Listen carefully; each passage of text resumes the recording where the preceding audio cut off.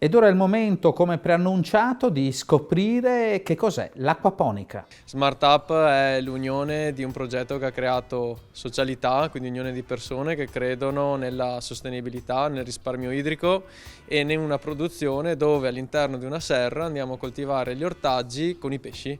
Quindi gli ortaggi depurano l'acqua per il pesce e il pesce fornisce nutrimento per le piante. Gli ortaggi depurano l'acqua per i pesci forniscono nutrimento per le piante, questo in sintesi il metodo di produzione circolare messo a regime da Smart Up, progetto finanziato dalla misura 16 del PSR Veneto che vede come capofila Coldiretti Treviso.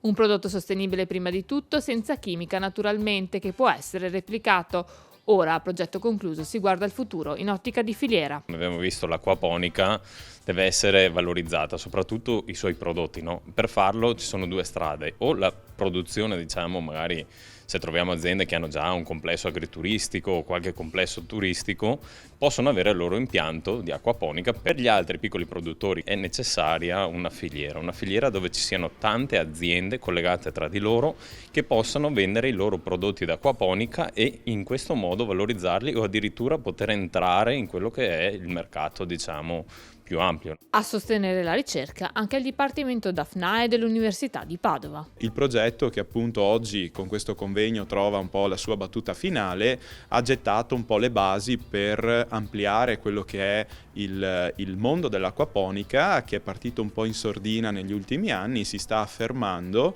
e quindi può contribuire a fornirci alimenti in maniera sostenibile. È il tema della ricerca e dello sviluppo e dell'innovazione tecnologica, che è fondamentale in agricoltura anche a fronte di ciò che stiamo vivendo, quindi il tema del cambiamento climatico ci impone anche di creare dei sistemi di economia circolare che sono importanti per la sostenibilità, una sostenibilità però che oggi abbiamo visto è una sostenibilità anche ambientale, ma lo è anche di tipo economico e sociale. Partner dell'iniziativa anche l'Istituto Agrario Sartor di Castelfranco Veneto, che da una parte ha permesso ai ragazzi di frequentare il tirocinio proprio nelle aziende pilota e dall'altra ha pensato di replicare l'iniziativa. Questo ci ha dato il là per poter realizzare anche all'interno della scuola un impianto di acquaponica nella sede di Castelfranco Veneto e un impianto di idroponica nella sede di Montebelluna. Tutti gli studenti a breve beneficeranno di questi nuovi interventi, di queste nuove serre, e saranno loro gli operatori, gli addetti alla gestione, all'allevamento, alla crescita delle piante e anche dei pesci.